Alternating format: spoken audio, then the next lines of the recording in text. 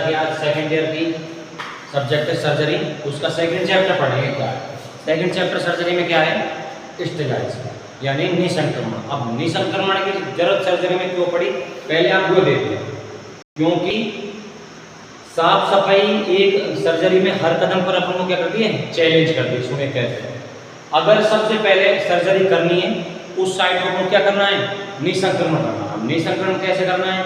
चाहे साबुन से धोकर, चाहे अपन किसी उपकरण से, मतलब किसी रेडियस द्वारा, किसी केमिकल द्वारा, किसी से भी। सबसे पहले जो अपन को जो करना होता है वो क्या करना था? निसंक्रमण। या निसंक्रमण किस लिए पढ़ रहे हैं कि सर्जरी में निसंक्रमण हमें काम आता है। तो सेकंड चैप्टर अपना क्या है? निसंक्रमण। निसंक्रमण यानी स्टेरिलाइजेशन। तो सबसे पहले जो परिभाषा होती है हमें निसंक्रमण की वो याद होनी चाहिए। निसंक्रमण की परिभाषा क्या है? देखो, निसंक्रमण वह विधि है जिसके द्वारा उपकरणों को जीवित सूक्ष्म जीवी जैसे जीवाणु, विषाणु, फफूंदी, फंगस आदि की स्थिति से मुक्त करना। क्या है? उस जगह को जैसे अपन मुक्त करा दिया, जैसे जीवाणु है, फफूंदी है, ये चीजें, बैक्टीरिया है, उस जगह से हटा दिया। उस किसी जगह से किसी को हम हटा देंगे, वो जगह क्या हो जाती है? मुक्त हो जाती है। तो मुक्त हो जाती है तो उसको क्या बोलते हैं? उस जगह से मुक्त हो गए, यानी जैसे फफूंदी, जीवाणु, विषाणु से मुक्त हो गए, उसको क्या बोलेंगे? निसंक्रमण। और निसंक्रमण को ही हम क्या बोलते हैं? एब्सिस। एब्सिस यानी कि सुनिए, ए का मतलब अपना क्या है? एब्सेंस। और सेप्सिस का मतलब क्या है? इन्फेक्शन। आप सुनो, इन्फेक्शन कहाँ होता है? या तो कहीं पर पस पड़ रही हो, या फिर किसी जैसे मक्खी, मच्छर, कीड़े पड़ रहे हो, घाव सड़ रहा हो, तो अपन क्या बोलेंगे? देखो, इन्फेक्टेड घाव, यानी इन्फेक्शन फैला हुआ है घाव में। इन्फेक्शन किस चीज को बोलते हैं हम? सबसे पहले मान के चलो, अगर त्वचा अपना घाव भरना कब स्टार्ट होता है? तब उसमें कोई भी तरह का निसंक्रमण नहीं रहता। अपना घाव ऑटोमेटिक उसके खिलाफ एंटीबायोटिक बढ़ जाते हैं। लेकिन अगर निसंक्रमण हो गया तो अपनी जो बॉडी है उसके खिलाफ ज्यादा देर तक नहीं लड़ती। तो इस प्रकार सर्जरी में सबसे पहले जो अपने पास जो करने को करना है, वो क्या करना है? किसी भी घाव को, किसी भी ऑपरेशन की साइट को, या कोई भी बीमारी, जैसे मान के चलो इंट्रायूट्राइन बच्चे, यानी कि जैसे पशु के बच्चेदानी में इन्फेक्शन हो गया, आईयू यानी इंट्रायूट्राइन, तो सबसे पहले हमको इंट्रायूट्राइन में दवाई डालनी है और वो इन्फेक्शन को क्या करना है? दूर करना है। अब जैसे मान के चलो ये चैप्टर हम पढ़ किस बेस से नहीं सुनो, जैसे कैंची, बीपी ब्लेड, ये सर्जरी से संबंधित सभी उपकरण RT4 से। आज जैसे किसी डॉग की सर्जरी की है, उस डॉग की सर्जरी की है तो उनको उनमें ब्लड लगा है, इन्फेक्शन हुआ है, जो भी हुआ है, तो उसको नेक्स्ट सर्जरी में हम कैसे यूज करेंगे? नेक्स्ट जो सर्जरी करेंगे उसमें कैसे यूज करेंगे? भाई उनमें तो जीवाणु, विषाणु रहेगा, वो तो गंदी हुई है, उनमें तो फिर उसको कैसे करेंगे? अब निसंक्रमण के हमने क्या लिए? 4 विधियां बताई गई हैं हमें। क्या बताई गई हैं? 4 विधियां। तो अब इतना समझ आ गया आपको कि निसंक्रमण कहते किसे? निसंक्रमण में यानी कि जैसे मान के चलो ये मेरा हाथ है, इस हाथ पर कोई भी फफूंदी, बैक्टीरिया लगा हुआ है, तो लगा हुआ है तो मैं क्या करूँ? इसको साबुन से या डेटॉल से साफ कर दूं, तो ये क्या होगा? मेरा हाथ बिल्कुल निसंक्रमित हो गया, यानी कि इस पर कोई भी कीटाणु, मतलब जीवाणु, विषाणु रहित कुछ भी नहीं है इसमें, यानी उनसे ये क्या है? मुक्त। तो इसको क्या बोलेंगे? निसंक्रमण। अब ये मैंने किया किससे? जैसे साबुन से या फिर केमिकल से किया, तो कौन से निसंक्रमण यूज करेंगे? कौन से शब्द यूज करेंगे? निसंक्रमण बाय केमिकल द्वारा। तो इस प्रकार ये परिभाषा आपको याद हो गई, ये आपने लिखी ली, ठीक है। आप पढ़ेंगे निसंक्रमण की विधियां। तो कौन कौन सी निसंक्रमण की 4 विधियां हैं? कितनी है? 4। कौन कौन सी? सबसे पहले तो कौन सी आती है? ताप द्वारा। ताप को क्या बोलते हैं? हीट। अब क्या लिखेंगे? निसंक्रमण की विधियां। निसंक्रमण की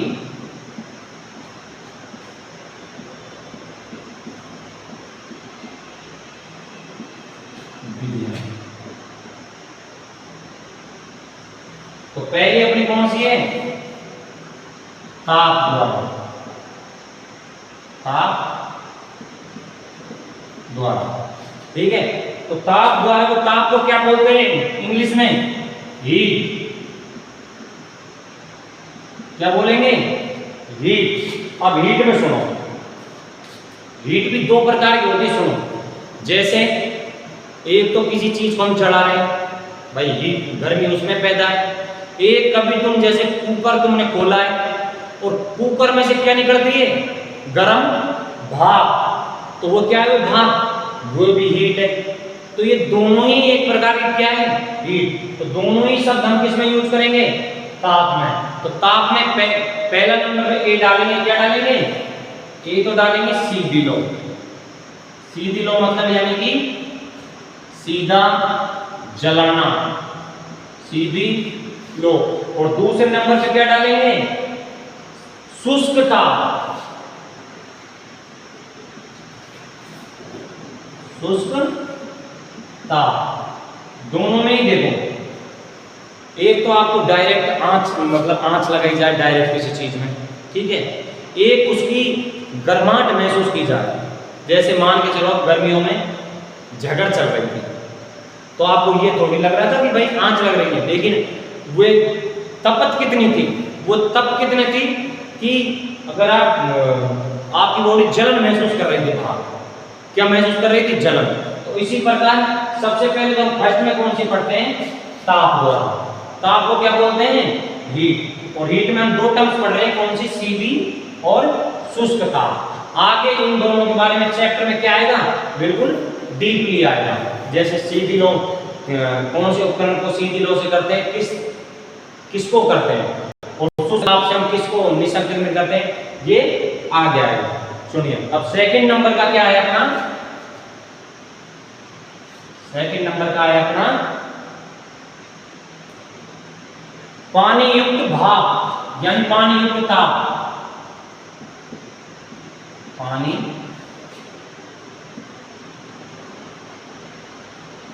युक्त ताप। अब पानी युक्त ताप में क्या पढ़ेंगे? पानी में उबालना और भाप द्वारा पानी में उबालना। ये तो क्या थी? लो, सीधी लो, गर्मी, यानी गर्मी मिलती है डायरेक्ट, यानी जैसे आंच से, यानी कि किसी चीज को, जैसे मान लो चक्कू है, चक्कू को जल मतलब गर्म कर लेंगे, खोले गर्म कर लेंगे। तो पहले तो क्या था उसमें?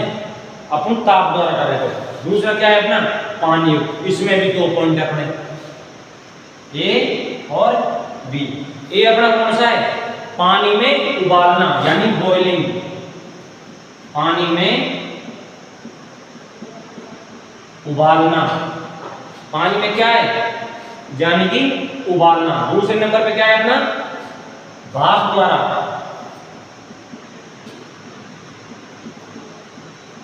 सुनो,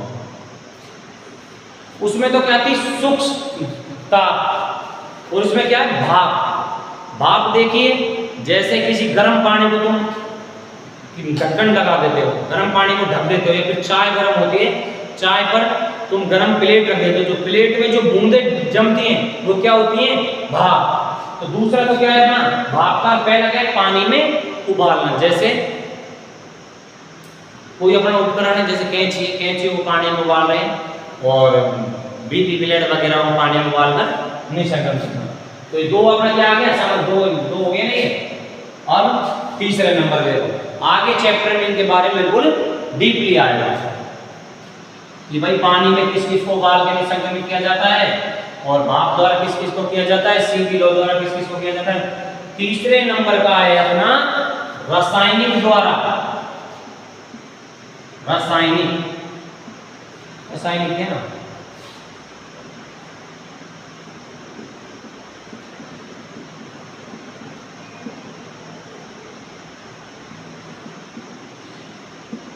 रासायनिक द्वारा।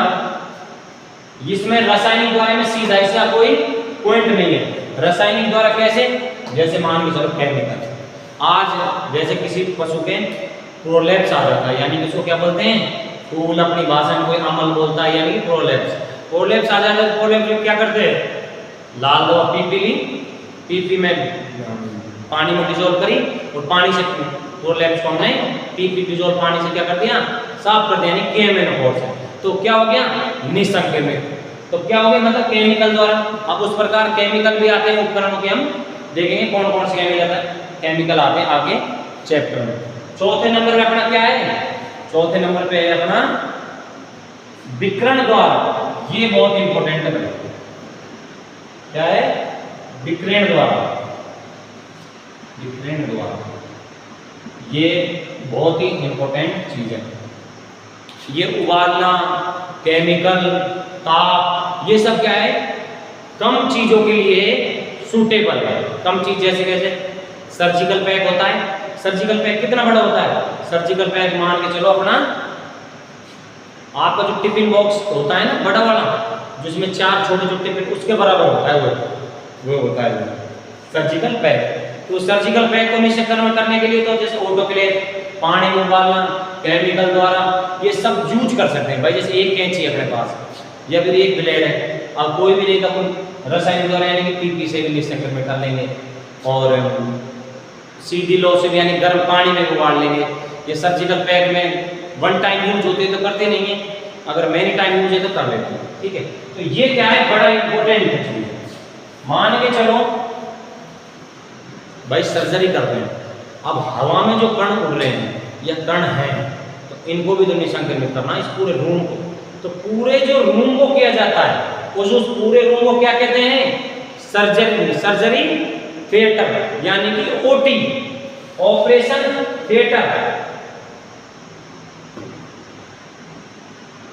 ओटी यानी ऑपरेशन थिएटर। पूरे ऑपरेशन थिएटर को निसंक्रमित किससे करते हैं, रेज द्वारा। किससे करते हैं, रेज द्वारा। इसमें क्या लिखा है, बाय रेडिएशन। इसको क्या बोलते हैं इंग्लिश में, विकिरण द्वारा क्या बोलते हैं, बाय रेडिएशन। अब बाय रेडिएशन से देखो, मान चलो अपना कमरा है, इसमें सर्जरी करेंगे, अब उपकरण और अपना जो सर्जिकल सूट जो पहना है वो सभी निसंक्रमित कर दिए, किससे, जैसे रासायनिक से कर दिए।